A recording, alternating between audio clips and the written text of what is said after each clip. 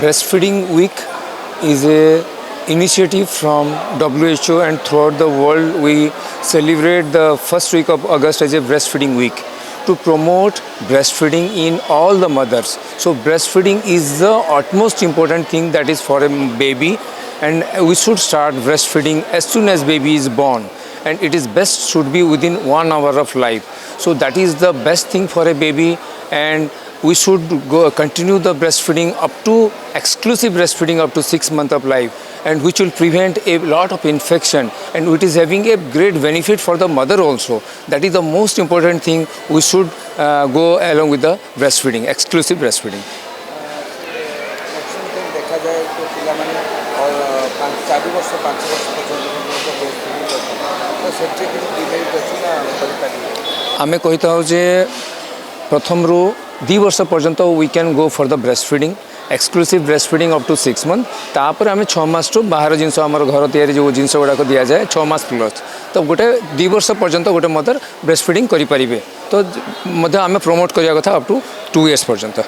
Time of breast feeding mother's मानक कौन खाइबा कथा जोटा कि गाँ गले सेटा पर ध्यान दिया जाए. बहुत इंपोर्टेंट जिनसटे कहले आपण, कहीं आमर घरे मानक साधारणतः रही है जे माँ ब्रेस्टफीड कर मैंने ये जिनस खाइबनी, से जिनस खाइले छुआर बांति हम, ये जिनस माँ खाइले छुआर झाड़ा हम, किंतु आमर ये जिनस गुड़ाक बुझा भूल. गोटे माँ गोटे स्तन्यपान जो माँ करपाई आम न्यूट्रिशन इज मोस्ट इम्पोर्टेंट. घरे आम जहाँ खाऊे फ्रेश पनीपरिया है, फ्रुट्स है, डाली जिनस है, भात है, घरे आम जहाँ खाऊे मदर सबू जिनस खाई पार कथा. रादर आम केमती भल न्यूट्रिशन देवा, आम जी खाऊे ताठू एक्सट्रा जिनस ना कथा, कहीं मदर जड़े निजपाई प्लस शिशुपाई एक्सट्रा खाइबे. So nutrition should be good enough. कौन सी एमती जिनस ना जोटा मदर खाई पारे ना. Time to time breast feeding समय कौन सब विशेष ध्यान दिया जाए जैसे क्लीनिंग कौन ध्यान दिया जाए. देखो ब्रेस्ट फीडिंग कले आमर बेबी मानक इन्फेक्शन हो न था. तो गोटे जिनस हूँ मदर जदि कौन सी बेबी को ब्रेस्ट फीड करेंगे से जगह निज हाथ क्लीन करेंगे, जदि किसी काम कर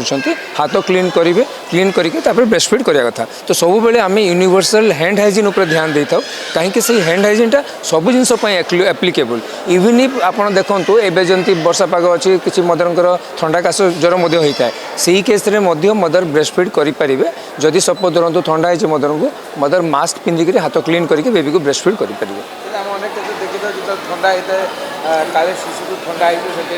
देखो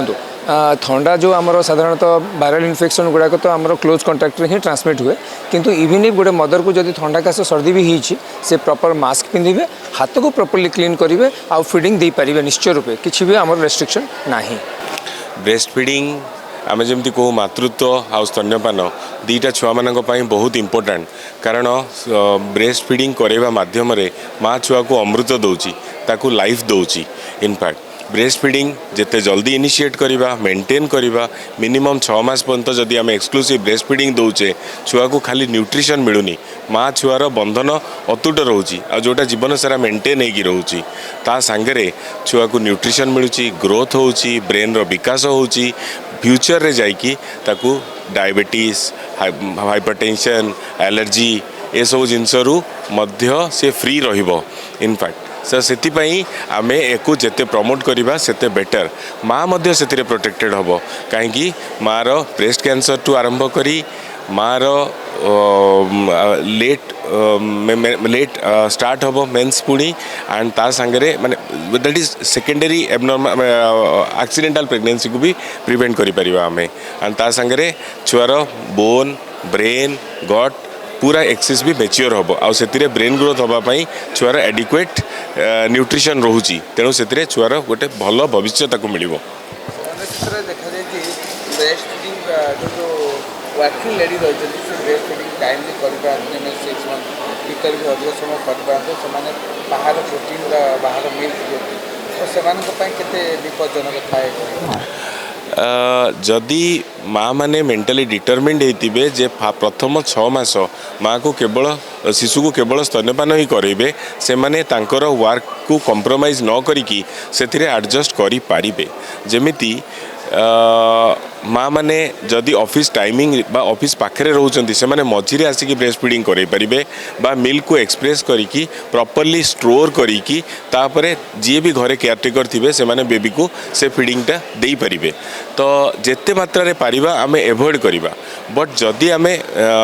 अति आवश्यक पड़ुची फॉर्मूला मिल्क बा आजिकली मार्केट रे Joguda मिलुची commercially available formula milk देले सेतिरे डेफिनेटली छुआर न्यूट्रिशन भी कॉम्प्रोमाइज हबो छुआर फ्यूचर भी कॉम्प्रोमाइज हबो रोग प्रतिरोधक शक्ति भी कमी पारिबो ब्रेन रो विकास भी कमिबो तेणु आमे चेष्टा करिबा आ माँ माननकु प्रमोट करिबा एंड काउंसलिंग करिबा कि मैक्सिमम रो मैक्सिमम पर्यंत particularly initial fast day 1 बा फास्ट आवर ऑफ लाइफ रु 6 मंथ्स कंप्लीट हवा पर्यंत पूरा छुआ को ब्रेस्ट फीडिंग रे रखिबा